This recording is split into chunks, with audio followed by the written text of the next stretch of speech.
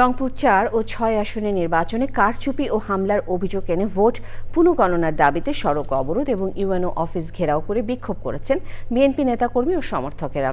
শুক্রবার বিকেল থেকে রংপুর ৪ আসনে কাউনিয়া, হারাগাছ ও পীরগাছায় সড়ক অবরোধ করেন তারা। বিক্ষোভে গাড়িও ভাঙচুর করা হয়। দাবি পূরণ না হওয়া পর্যন্ত সড়ক অবরোধ চালিয়ে যাওয়ার ঘোষণা দেন তারা। রংপুর ৬ আসনে একই দাবিতে উপজেলা নির্বাহী কর্মকর্তার কার্যালয় ঘেরাও করে বিক্ষোভ করা হয়। পরে সংবাদ সম্মেলন করেন রংপুর ৪ আসনে বিএনপি প্রার্থী এমদাদুল হক ভরসা এবং ৬ আসনে সাইফুল ইসলাম।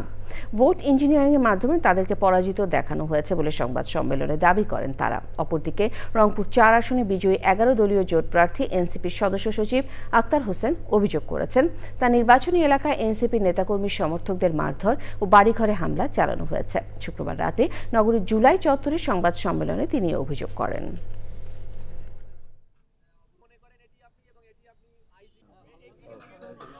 এটা জনগণের রায় তারা চায়।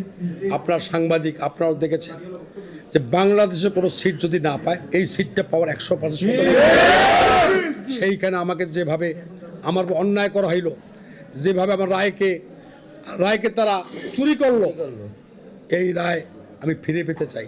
আমার রংপুর ৪ আসনে যা ঘটছে তার দায়ভার তারেক রহমানকে নিতে হবে। যে কোনো সময় তারা আমাকে মেরে ফেলতে পারে, এ ধরনের পরিস্থিতি তারা তৈরি করে রেখেছে। আমি ভয় পাই না, জানের মায়া আমি করি না, আমার কোনো নেতাকর্মী জানের মায়া করে না।